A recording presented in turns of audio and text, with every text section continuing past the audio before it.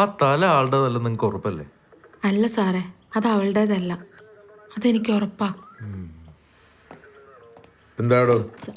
ചോദിച്ചു വരുന്നേ ഉള്ളൂ സർ.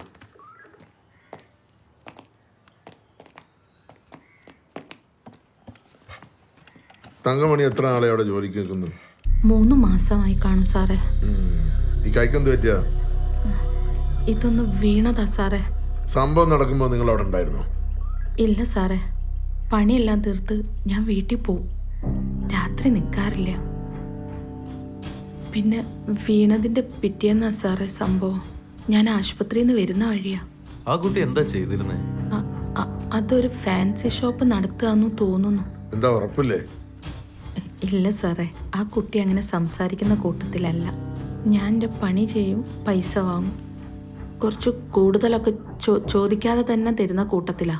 ഒരു പ്രത്യേക സ്വഭാവം സാറേ ആ കുട്ടിക്ക്. ആ കുട്ടിയുടെ വീട് എവിടെയാ?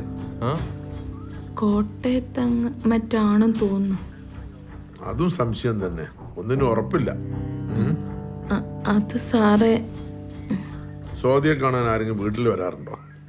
ഞാനുള്ളപ്പോൾ വരാറില്ല സാറേ. ഫോൺ വിളി പോലും കുറവാ. കൈ എവിടെയാ കാണിച്ചത്? അത് താലൂക്ക് ആശുപത്രിയിലാ സാറേ. പൊക്കോ, ആവശ്യമുണ്ടെങ്കിൽ വിളിപ്പിക്കാം. ആ സാർ. സ്റ്റേറ്റ്മെന്റ് എടുത്ത് വിട്ടേക്ക്. Okay sir. ഒറ്റ ചോദ്യം കൂടി.